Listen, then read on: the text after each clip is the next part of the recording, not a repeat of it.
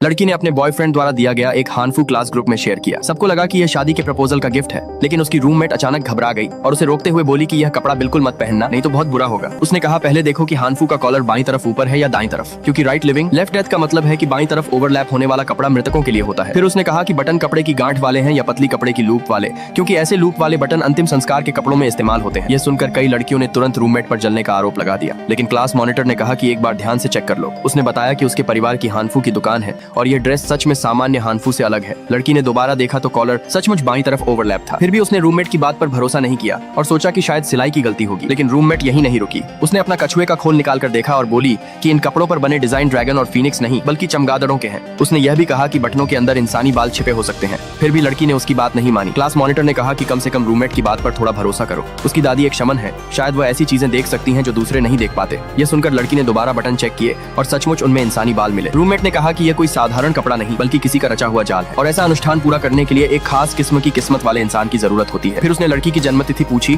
और पता चला कि उसका जन्म घोस्ट फेस्टिवल वाले दिन तेज गरज और बारिश के समय हुआ था, जब यह ऊर्जा सबसे ज्यादा होती है। आज ही उस अनुष्ठान को पूरा करने का सबसे सही दिन था। यह सुनते ही सबने लड़की से कहा कि वह किसी भी हालत में यह हानफू न पहने। लड़की घबरा गई और बाहर भागने लगी, लेकिन तभी दरवाजे पर उसका बॉयफ्रेंड आ गया। वह खाना लेकर आया था और बोला कि बाहर मत जाओ, आज वह खुद खाना बनाएगा और उसे बस इंतजार करना है। लड़की उसे शक की नजर से देखना चाहती थी, लेकिन हिचकिचा गई, क्योंकि उसका बॉयफ्रेंड हमेशा उसका बहुत ख्याल रखता था और पूरे कैंपस का सबसे लोकप्रिय लड़का भी था। इसलिए आखिरकार उसने उसी पर भरोसा कर लिया। बॉयफ्रेंड ने कहा कि आज रात एक बहुत जरूरी काम करना है। फिर उसने एक अजीब सा डबल हैप्पीनेस शिट का चिन्ह निकाला। उसे देखते ही लड़की बेचैन हो गई। उसने बीमार होने का बहाना बनाया और बाथरूम में जाकर छिप गई। ग्रुप में सबको यह बात पता चली तो उन्होंने फिर से हालात का विश्लेषण किया। रूममेट ने कहा कि उस डबल हैप्पीनेस वाले चिन्ह में ही गड़बड़ है। अगर वह दरवाजे पर चिपका दिया गया तो लड़की बाहर नहीं निकल पाएगी। उसने यह भी कहा कि हानफू बिल्कुल मत पहनना, वह अपनी दादी को बुलाने जा रही है। लड़की ने हामी भर दी और बाथरूम से बाहर निकल आई, लेकिन बाहर आते ही उसने देखा कि पूरा कमरा अंधेरे में डूबा हुआ है। तभी उसका बॉयफ्रेंड केक लेकर सामने आया और जिद करने लगा कि पहले मोमबत्तियां बुझाओ। बिना कुछ समझाए उसने लड़की का हाथ पकड़कर उसे डाइनिंग टेबल तक ले गया। जब लड़की मन ही मन इच्छा मांग रही थी तब वह डर से कांप रही थी। उसने हाथ जोड़कर अपनी सुरक्षा की प्रार्थना की। जैसे ही उसने मोमबत्तियां बुझाई और सिर उठाकर सामने देखा, उसकी सांसें थम गईं। सामने वाली कुर्सी पर एक हानफू पहने रहस्यमयी औरत चुपचाप बैठी हुई थी।